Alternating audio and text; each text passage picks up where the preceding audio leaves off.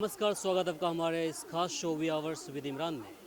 इस वक्त मैं मौजूद हूँ मधेपुरा विधानसभा क्षेत्र में और यहाँ से एक उम्मीदवार भी है जिनका नाम सुनील कुमार सुमन जी हैं और ये प्रोटिस्ट सर्व समाज से आते हैं। आइए जानते हैं कि इनकी चुनावी जो मुद्दे हैं वो क्या है, किन किन मुद्दों पर इनका फोकस है। हालांकि हमने इनका चुनावी हमने मैनिफेस्टो देखा जिसमें कि शुद्ध मैथिली में लिखा हुआ है। तो आइए जानते हैं कि आखिर इन्होंने अपने इस पैम्पलेट पे ये जो पैम्पलेट है इस पे इन्होंने मैथिली में क्यों लिखवाया, क्या वजह है इसके पीछे की। आइए देखते हैं। स्वागत है आपका हमारे चैनल में। नमस्कार इमरान जी, जैसा कि आपने कहा कि मैथिली में लिखा हुआ है। हाँ, मैथिली में हम अपन पम्पलेट छापलों ये एहि खातिर कि जा तक मैथिली भाषा के मैथिली में सब काम काज नहीं हैत ता तक समग्र विकास एतुका नहीं भ सकत। एतुका जे शिक्षा पद्धति अछि ओहि में जे मैकाले वाला पद्धति है, जना इंग्लिश मीडियम या हिंदी में, ओहि में जे खुलापन होना चाहिए वो खुलापन नहीं आबि सकैए। एहि खातिर कि हमरा मैनिफेस्टो में संस्कृतियों के बाद आबि गेले हैं। तो लैके हम सब ये चाहे छी कि एतुका पढ़ाई लिखाई आ सरकारी काम काज सब हमरा मैथिली भाषा में होवे, ताकि कोई जे कियो जे ऑफिस में बैठल ये उ सब जे हिंदी आ अंग्रेजी बोल के हमरा आम जनता के कनिटा मन के छोट करैए, तो हम चाहे ई छी कि ओकर मन छोट नहीं होवे, इहो अपन समस्या बोल सके ठीक ढंग से आ ओहो समस्या का बुझ सके, ओकर निदान कए सके। जी, बहुत अच्छी बात, आपने मैथिली में सारी बातें अपनी रखी है यहाँ पे। और अगर हम बिहार की बात करें तो यहाँ पर 3 जो लैंग्वेज है, लोकल लैंग्वेज, काफ़ी सरकार ने मान्यता भी दी है गवर्नमेंट ने इनको, वो है आपका भोजपुरी, मगधी और मैथिली। तो मैनिफेस्टो आपका तो है। चलिए आप एक मुझे ज़रा सा विस्तार में समझाएं कि आपका मैनिफेस्टो में काफ़ी सारे मैथिली में लिखा हुआ, जो कि मैं कंप्लीट रूप से मुझे दिक्कतें हुई पढ़ने में। हालांकि मैथिली में बोल सकता हूँ, इस क्षेत्र का हूँ, लेकिन पढ़ने में थोड़ी दिक्कतें हुई। तो आपका मैनिफेस्टो कंप्लीट क्या है, इसमें क्या क्या आपने लिखा है? इस आत्मनिर्भर सामाजिक आर्थिक इकाई स्थापना करब, कृषि के उद्योग, ये सब क्या है? हाँ इमरान भाई, मैं वी आवर्स चैनल के माध्यम से और मैं इन विधानसभा क्षेत्र के सम्मानित नेता को भी नमस्कार करता हूँ और जो वरिष्ठ सरकार केंद्र में है उनको भी नमस्कार करता हूँ। लेकिन एक बात आपके चैनल के माध्यम से पूछना चाहता हूँ कि जब आप आत्मनिर्भर भारत की बात करते हैं तो क्या बिना पंचायत, बिना प्रखंड को आत्मनिर्भर बनाए हुए आप देश को आत्मनिर्भर बना पाएंगे? कदापि नहीं। इसीलिए जो हमारा क्षेत्र है, जो मिथिला क्षेत्र के अंदर आता है, भूमि काफ़ी उर्वरा है और यहाँ के 80 से ज़्यादा प्रतिशत लोग, या कहें तो 80 से 85% लोग कृषि पर ही अपना जीवन निर्वाह करते हैं। तो यहाँ के लोगों को जो कृषि का पर जो जीवन निर्वाह करते हैं, तो उनका आत्मनिर्भर कैसे होगा, उस पर हमने अपना पंपलेट भी जारी किया है और हमने कहा है कि देखिए, जब तक बच्चा नहीं देंगे तब तक ये आत्मनिर्भर करना, क्योंकि हमारे पास जो कच्चा जब हमारे यहाँ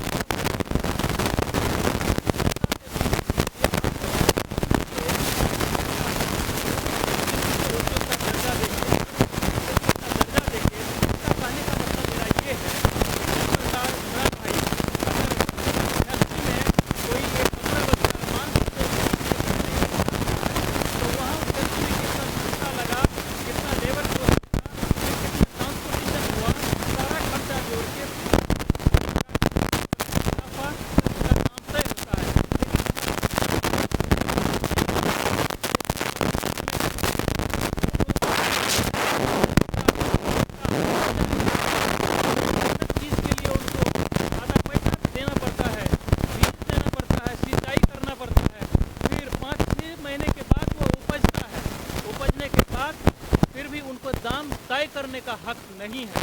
उनका दाम तय कोई और करते हैं, मुनासिब नहीं है।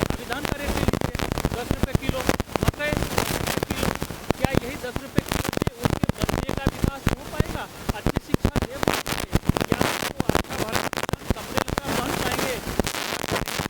इसीलिए कृषि को उद्योग का दर्जा देना होगा और उनके कच्चा माल पर आधारित उद्योग लगाना होगा। पंचायत लेवल पर, ब्लॉक लेवल पर एक किसान के लिए मकई का इस बार बहुत खेती है।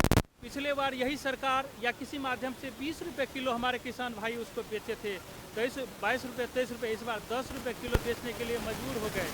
जो सरकार की नीयत ठीक नहीं है। किसान ऐसे ही जिनको ऑर्फन बोलते हैं, अनाथ जैसा है। तो ये जो हमारा चुनावी मुद्दा है, मैं किसान का बेटा हूँ, मैं उनका दर्द समझ सकता हूँ और मैं चाहता हूँ यह जो इलेक्शन है यह इन लोगों को समझना चाहिए, जानना चाहिए कि किनको वोट करने से क्या होगा। हाँ, यही आपसे मैं पूछना चाह रहा था, जानना भी चाह रहा था कि आखिर देश के अंदर जो किसान है, जिसकी तादाद तकरीबन 78.2% है, 78.2% आबादी सिर्फ किसानों की, गांव ग्रामीणों की है, जो किसान बसते हैं यहाँ पे गांव के अंदर। लेकिन उनको तो मोदी सरकार हो चाहे नीतीश बाबू हो, ठेंगा दिखा गया। तो आपके पास किस तरह की ब्लूप्रिंट तैयार किया आपने इसके जी लिए? हाँ, मैंने ये ब्लूप्रिंट इस प्रकार तैयार किया है कि हम चाहे यहाँ से लेकर के, अर्थात सड़क से लेकर के मैं सदन तक लड़ाई लड़ूंगा, क्योंकि यह जो प्रोटिस्ट सर समाज पार्टी है, इनके मैनिफेस्टो में भी है कि जब तक आम जन का विकास नहीं होगा तब तक देश का और समाज का या राज्य का विकास का कहना नाइंसाफ़ी होगा। यह मैनिफेस्टो मेरा इस तरीके से है कि हम या तो अगर जीत गए तो सदन में मैं इनकी लड़ाई लड़ूंगा और उनके लिए जो भी रोजगार की गारंटी ये लोग बोलते हैं कि 10 लाख 15 लाख, क्या 10-15 लाख के बाद और युवा नहीं है और जनता नहीं है जिसे रोजगार की जरूरत पड़ेगा।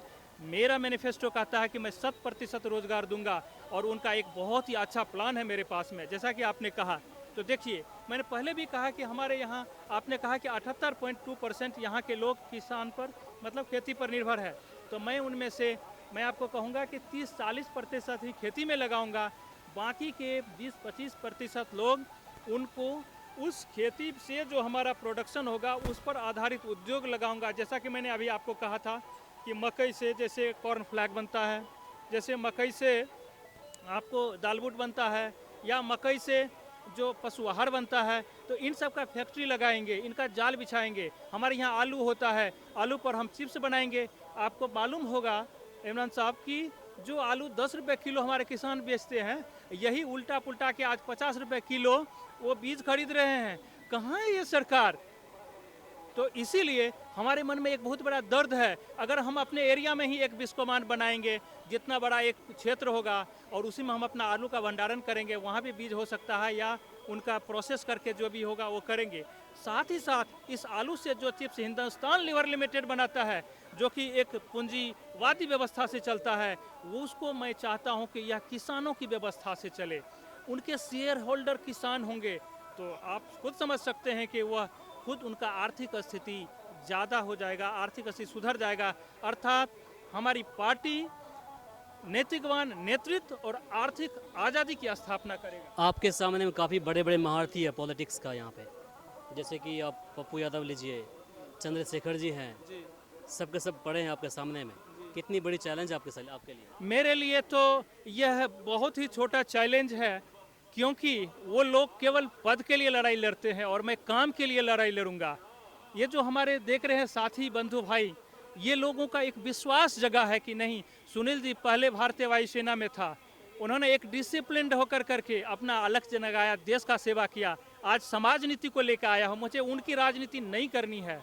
मैं इन समाज को उठाऊंगा और जगाऊंगा, और मुझे आशा ही नहीं पूर्ण विश्वास है कि एक न एक दिन यह समाज मुझे रिकॉग्नाइजेशन देगी और मैं उनके लिए काम करूंगा। और यह समाज जिस दिन इस बात को समझ जाएंगे, ज़रूर मुझे वोट करेंगे, और मैं तरफ सड़क पर रहने में सदन में जा कर के और उनकी इच्छाएं और जो उनके लिए जो सेवा होना चाहिए था उनको मैं कर पाऊँ। सुनील जी, एक चीज़ बताइए, जब वोट लेने की बात आती है तो काफ़ी सारे हमारे सैनिकों को आगे कर देती है सरकार।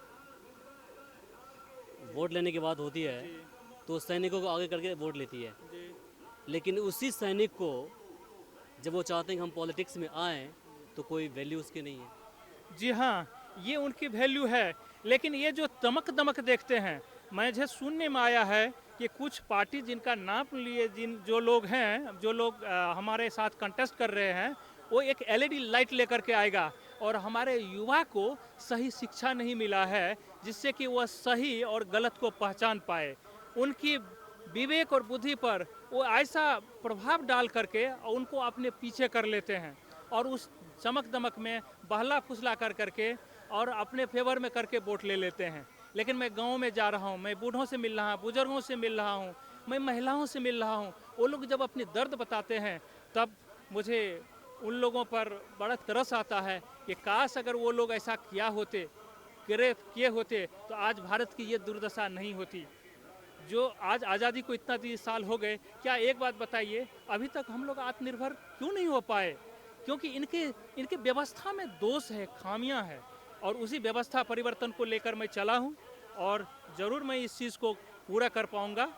इसका मैं अपने ऊपर मुझे भरोसा है और मुझे यहाँ के जनता पर भी आश्वस्त है कि जनता ही सबसे बड़ा राजा है। वो एक न एक दिन समझेंगे कि हमारा रहनुमा कौन है और तब फिर हमें भी वो रिकॉग्नाइजेशन देंगे। क्योंकि मेरा रिटायरमेंट किया हुआ भी 4 साल हो गया और अब मैं धीरे धीरे समाज में इन कर रहा हूँ। तो आज न कल वो लोग मुझे जब समझेंगे कि ये लोग ठगने वाले हैं और ये लोग जो है सो हमारे लिए काम करने वाले हैं, तो मुझे वोट करेंगे और डेफिनेटली वोट करेंगे और आश्वस्त होंगे। ठीक है, आपने अपना कीमती समय दिया, इसके लिए आपका शुक्रिया। बहुत बहुत धन्यवाद इमरान जी। धन्यवाद। अभी हमारे साथ थे मधेपुरा विधानसभा क्षेत्र से सुनील कुमार सुमन जी। अगले एपिसोड में आपके लिए एक नए चेहरे के साथ हाजिर होंगे। तब तक के लिए आप हमें विदा दीजिए। नमस्कार। हमारे इस चैनल को सब्सक्राइब करें, साथ ही बेल आइकन पर प्रेस करना ना भूलें ताकि हर अपडेट्स आप तक पहुंचती रहे।